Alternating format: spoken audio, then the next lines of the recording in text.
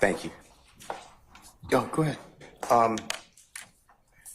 The way I understand my constitutional obligations, pursuant to the 6th and 14th Amendments of the United States Constitution, the corresponding sections of the Georgia Constitution, I'm required to make a full and complete statement to the court. For the record, and if God forbid this goes up on appeal for the appellate courts or another tribunal, commission, or administrative body, I was told, based upon information and belief, that when we arrived at 8:30, 9 o'clock today, we did not come into your courtroom until almost 11:30.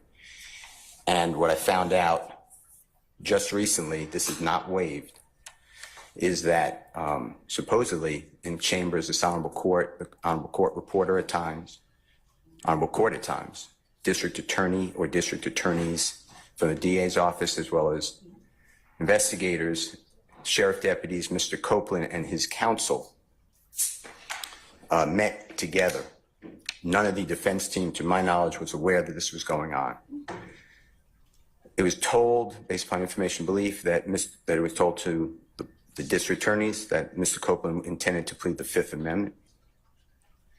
Then I was told, based upon information and belief, that Adrian Love, the lawyer for Mr. Copeland, and this court were together, and Ms. Love made representations that John Melnick supposedly spoke with some attorneys for the accused and wrote an email to Ms. Love, to Adrian Love, stating that Mr. Melnick does not represent the witness, and that Mr. Melnick wrote an email saying F you, and then somehow that email was CC'd to me. That never... Mr. Steele, can I interrupt you just a second?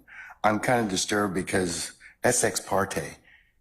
All that was an ex parte conversation.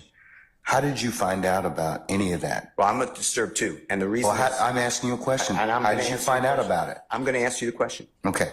Scuttle, if you look at SCUDDER versus State, which is 298 Georgia, 438, it's Division 2, 782 Southeast 2D 638, 2016. Our highest court says when a court meets, because Mr. Copeland comes in, meets with the court supposedly made statements, which I assume is somewhat accurate based upon what you just said. We're entitled, Mr. Williams and every other person wrongly charged here is entitled to be present. That's a critical stage. It's just like when you meet with me, and you and Mr. Adams meet with me, and others have met with me. It's those are ex parte for a lot of different other reasons, but I will certainly note that for purposes of record. Well, I'm going forward. What I was told was that Mr. Copeland said... And you haven't answered my question yet. I'm not going to answer that question. You're not? No, I will not answer that question. Why will you not answer that question? Because I want to make sure that what I say is accurate, and I'm not trying to... No. I'm asking you, how did you get this information? I'm not telling the court. What I'm saying is based upon information... Okay, well, listen, if you don't tell me how you got this information, then you and I are going to have some problems. We can have... I have problems right now. Okay, I know. Look, I don't want to know about your problems, okay, at this point in time. All I'm asking you at this point in time is, how did you come upon this information? Look, if the case gets reviewed, the record's going to be available for our appellate court and for whatever reason. But it's disturbing that how somehow you have surreptitiously gotten information in regards to the court's private ex parte conversations with a party. I mean, yes. A witness who was sworn in Friday, the court's telling, this is what I was told. If this is not true, not true. This court handed Mr. Copeland. Tell me how you got the information. Listen, whatever you want to do. Tell me how you got the information, then we can go ahead and go forward. I'm not going to say that. What I'm going to say is this. I was told, and I hope this concerns the court. It concerns me that you have proprietary information. Why is it proprietary? Or information that you should not be having that was ex parte. Why? With a party.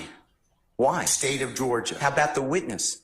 How about Mr. Copeland, who supposedly announced he's not testifying and he'll sit for 2 years, and then supposedly this honorable court, or excuse me, let me rephrase that, this court supposedly said, I can hold you until the end of this trial. Ms. Hilton supposedly said, actually, all of the defendants and then all 26 people are disposed of. If that's true, what this is is coercion, witness intimidation, ex parte communications that we have a constitutional right to be present for. So I understand that you're upset towards me, but I don't know what I did. Mr. Steele, I still want to know, how did you come upon this information? Who told you? What I want to know is why wasn't I there? Why, sir? I'm going to hold you in contempt if you don't tell me who tell me who this information was coming from. I don't want to be held in contempt. Well, I'm not answering that question. That's attorney-client privilege information. I am not answering attorney-client privilege. Unless you were in my chambers, that's the only way you can figure out. I tell you what, I'm going to give you 5 minutes. If you don't tell me if you don't tell me who it is, I'm going to put you in, I'm going to put you in contempt because that is not attorney-client privilege. Attorney work product privilege. I am not. How did you get that information supposedly from my chambers? Did somebody tell you? I'm not. You should have told me. You got 5 minutes. Well, I don't need it. I want to continue. You got 5 minutes? This is what I was told. Mr. Copeland made statements that he admitted to killing Donovan Thomas and was. Don't take my notes. No.